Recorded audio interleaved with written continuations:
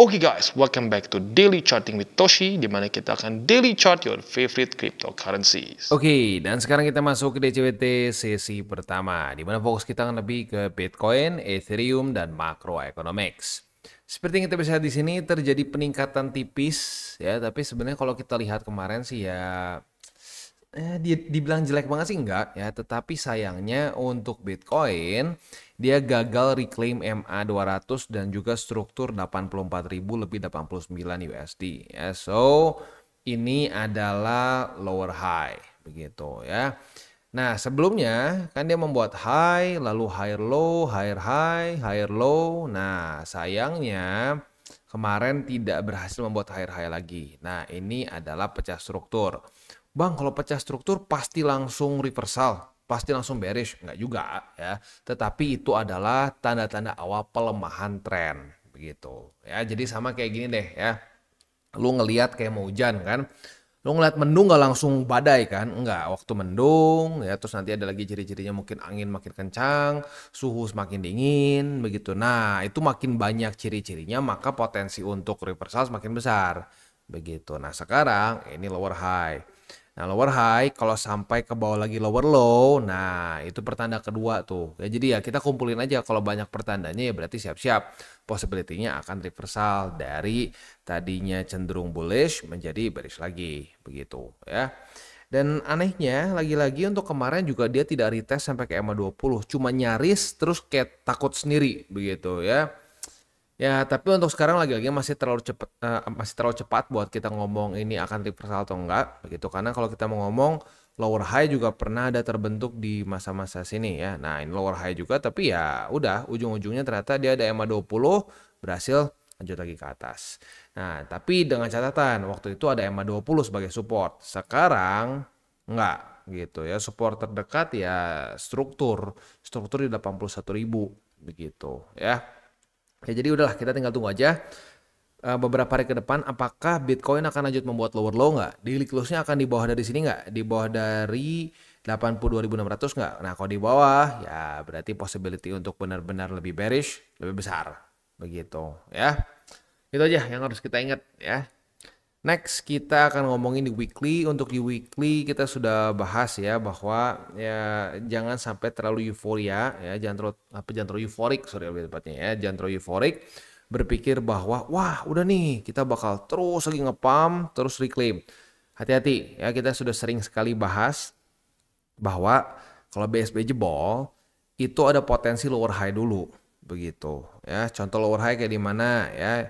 Kayak di sini nih, lower high ya. Ini terutama di masa-masa ini paling menjebak. Kenapa? Karena habis jebol langsung ngepump lagi ya. Ngepump 9% atau lebih tepatnya 8,95. Lalu udahnya minggu depannya lagi ngepump 12%. Wah, di sini banyak banget yang kemakan dan FOMO.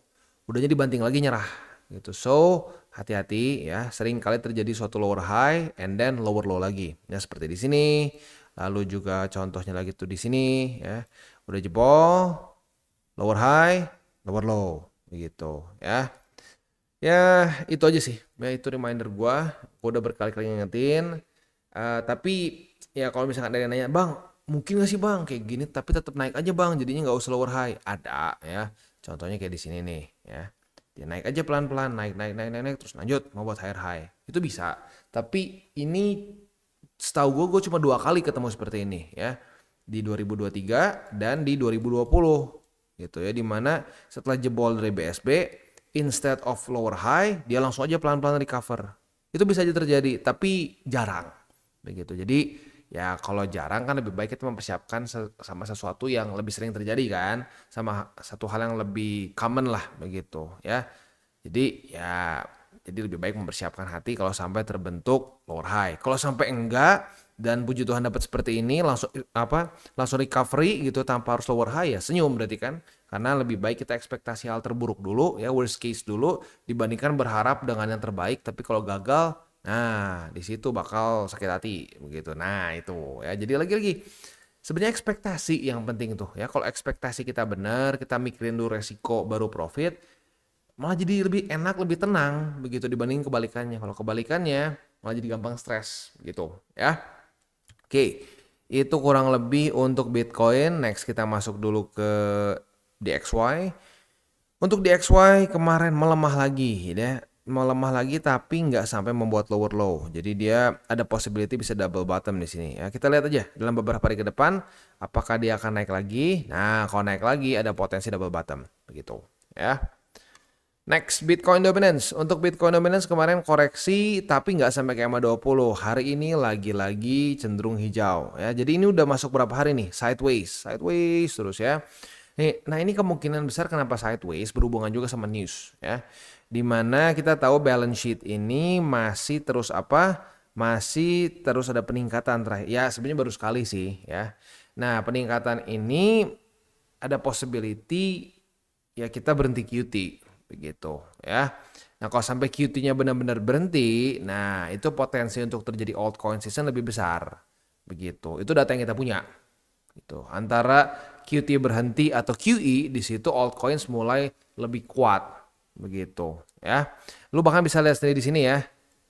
Di mana ya di sini nih, di masa-masa sudah mulai ini nih, udah mulai masuk ke masa QE, apa yang terjadi? BTCD lanjut membuat lower low, lower high, lower low, lower high, lower low, lower high, lower low. Nah, paling di sini dikasih fake out yang lumayan gede, lumayan bikin panik, tapi ujung-ujungnya dibanting lagi. Begitu. Tapi apapun itu saat masuk ke masa-masa QT, masuk ke masa-masa QE atau QT-nya berhenti, di situ alts mulai berkuasa. Walaupun bukannya tidak mungkin ada fake out yang cukup besar dari BTCD begitu, ya. Oke. Itu kurang lebih reminder gua ya. Jadi tetap sih kalau menurut gua stay 60-40 or 70-30. Tetap ya 60-40 atau 70-30 ya. Next kita masuk ke news. Nah untuk news ini ada salah satunya itu dari analis Coinbase yang menyatakan bahwa ada kemungkinan ya Bitcoin ya atau crypto in general bisa membuat lower low. Begitu ya. Nah ini kenapa bisa terbentuk lower low menurut dia ya karena salah satu resikonya adalah urusan the Feds ya di mana the Feds itu kemungkinan besar tidak akan menurunkan interest rate begitu. Nah kalau sampai interest rate turun di luar dari semua ekspektasi orang-orang mungkin ada rally nih ya ada potensi bisa selamat. Tapi ya sampai sekarang sih masih pandangannya masih seperti itu. Dan bisa dibilang market tuh sekarang cenderung kayak nggak terlalu kemana-mana begitu ya. Karena memang sedang menunggu keputusan the Feds begitu. The Feds akan mengeluarkan keputusannya itu di hari Kamis ya. Di hari Kamis.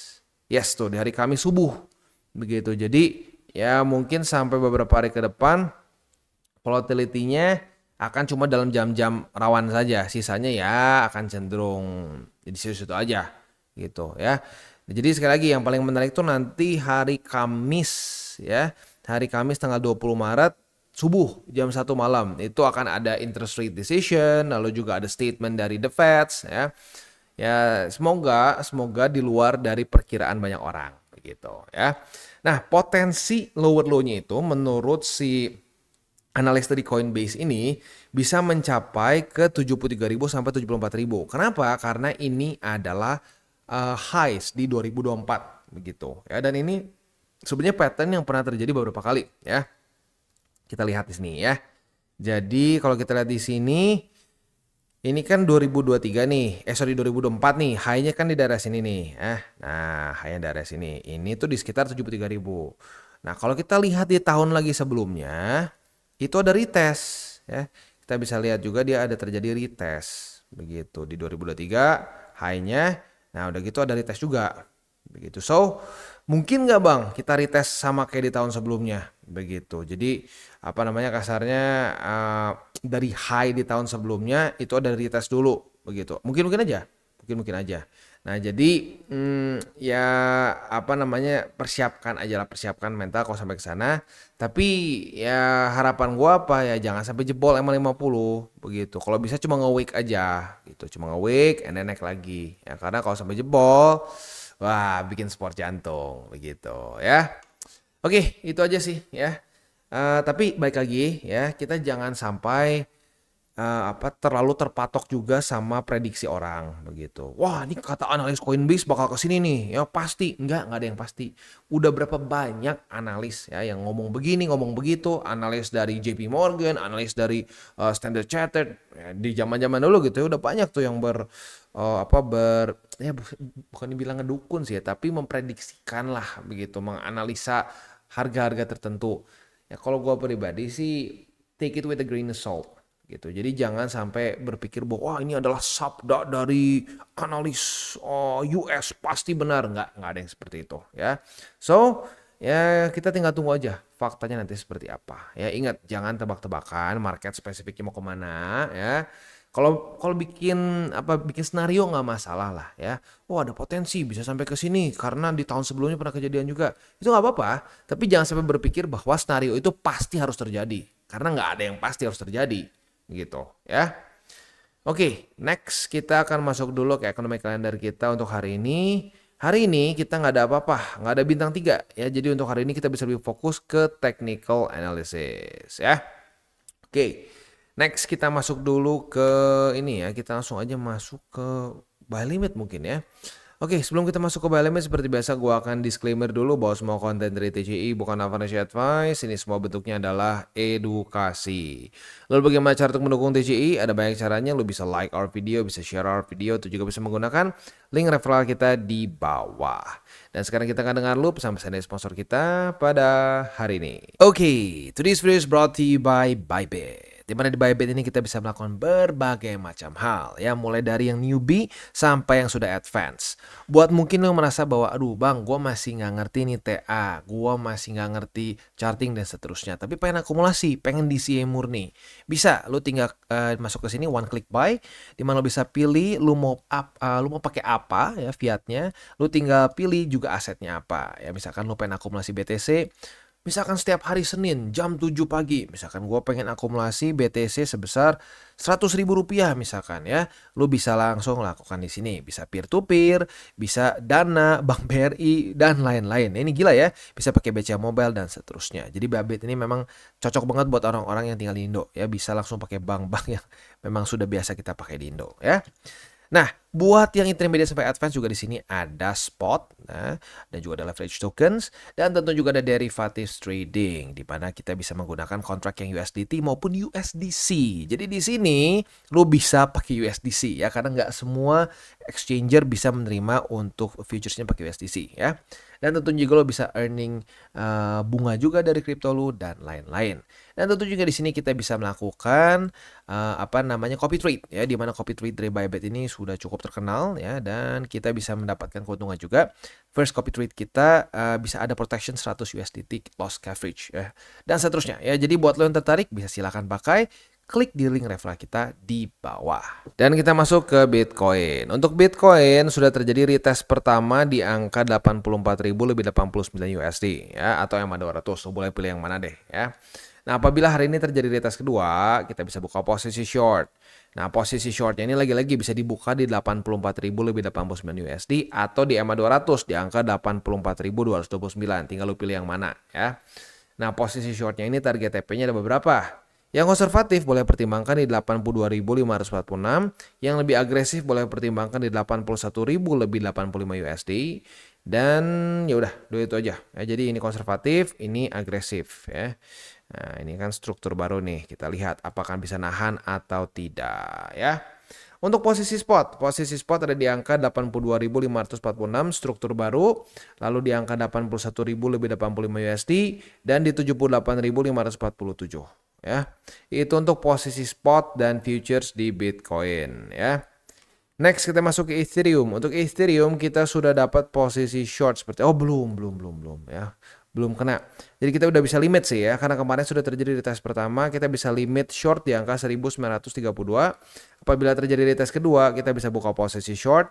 Target TP boleh pertimbangkan di sini ya, di angka 1886 atau boleh juga di angka 1849. Tinggal lo pilih yang mana ya. Ini yang lebih agresif, ini lebih konservatif. Untuk posisi spot di Ethereum masih tersisa satu saja di angka 1849,9 ya.